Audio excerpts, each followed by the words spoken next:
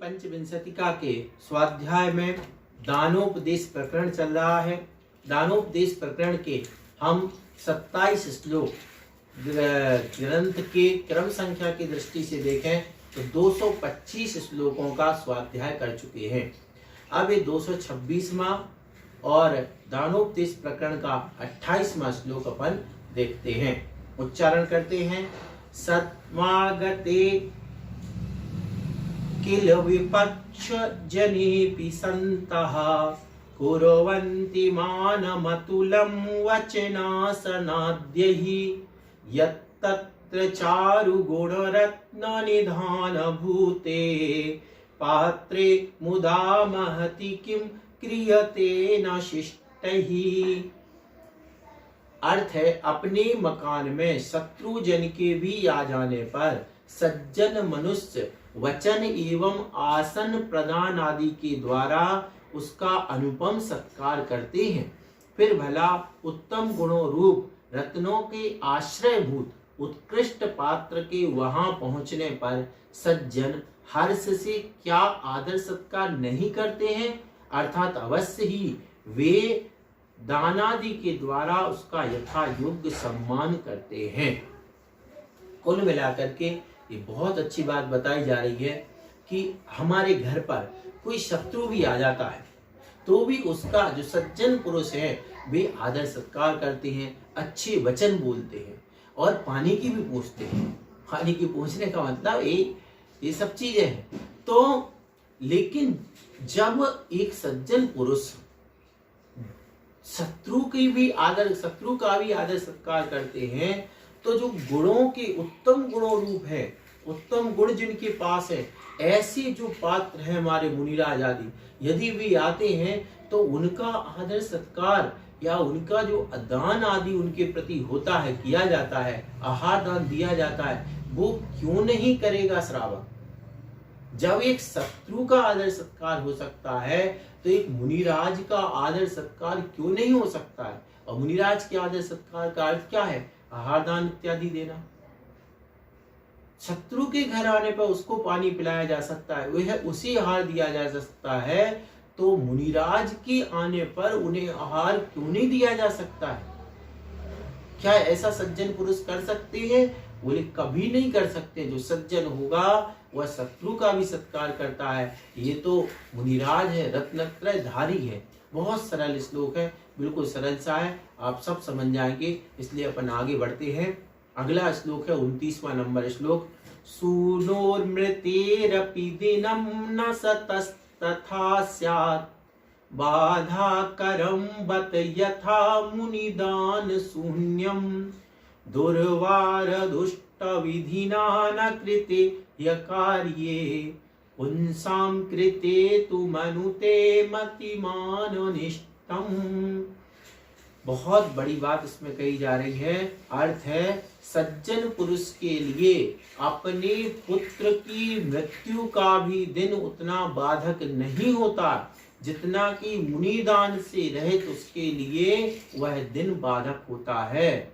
ठीक है, दुर्निवार दुष्ट दैव के द्वारा कुत्सित कार्य के किए जाने पर बुद्धिमान मनुष्य उसे अनिष्ट नहीं मानता, किंतु पुरुष के द्वारा ऐसे किसी कार्य के किए जाने पर विवेकी प्राणी उसे अनिष्ट मानता है।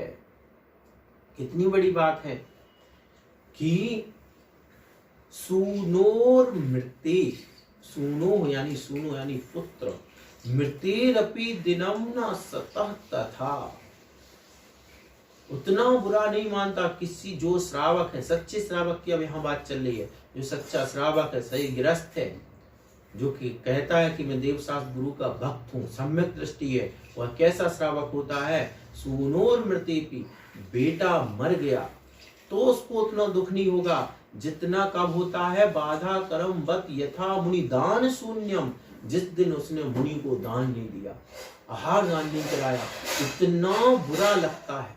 बेटे के मरने पर उतना बुरा। ये श्लोक पढ़ करके समझ में आता है आचार्य क्या इतना महत्व है आहार दान का, तो उतना बुरा नहीं लगता। दुर्वाद दुष्ट विधिना न कृते ही कार्ये पुंसाम कृते तु मनते मनिमान मान निष्ठम, कितनी बड़ी बात कह दी कि चलो ठीक है, कोई काम बिगड़ गया, पुत्र मर गया, ये तो क्या पूर्व पार्जित पाप कर्म था तो मर गया, लेकिन उसके यहाँ यदि किसी दिन साधु को आहार नहीं दिया तो पश्चाताप, कारण क्या है, यह असावधानी से हुआ है। क्यों? क्योंकि यदि वह सावधान होकर के द्वाराक्षेपण करता, घर के बाहर खड़ा होता, मुनिराज को पड़गाहन करता, तो उसको मुनिदान का सुयोग प्राप्त हो सकता था। लेकिन उसने तो चौका लगाया ही नहीं, वो तो दरवाजे पर पड़गाहन के लिए खड़ा ही नहीं हुआ। तो ये तो किसकी गलती है? ये स्वयं के पुरुषार्थ का अभाव है। इसलिए जिस दिन वह नहीं कर पाता है, देखो बात ध्यान से सुनना, जो सच्चा श्रावक है वो मुनिराज है तो आहार दान की तो प्रक्रिया करेगा, लेकिन कभी मान के चलो वह नहीं कर पाता है तो उस दिन उसको इतना बुरा लगता है जितना कि उसको बेटे के मरने पर भी बुरा नहीं लगेगा। क्यों? क्योंकि उसके पुरुषार्थ के कारण ऐसा नहीं हो पाया, उसने पुरुषार्थ किया नहीं इस दिशा में। यदि पुरुषार्थ करता, कितनी बार ईमानदारी से सोचने की बात है, कितने समय ऐसे होते हैं जब सिर्फ हम प्रमाद के कारण चौका नहीं लगाते।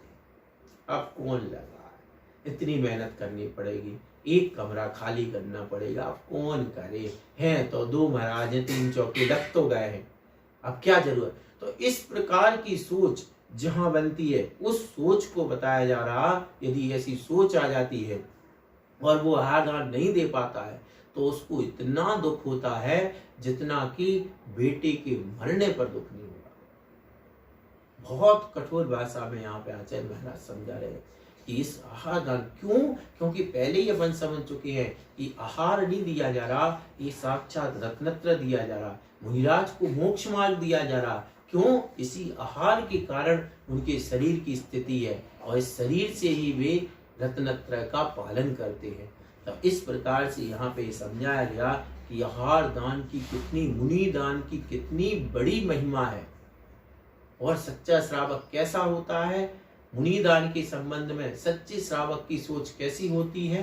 तो यहाँ बताया गया कि जो सच्चा श्रावक है वह जिस दिन उसके मुनिराज की आहार नहीं होते तो उसको बेटे के मरने से भी ज्यादा दुख होता है।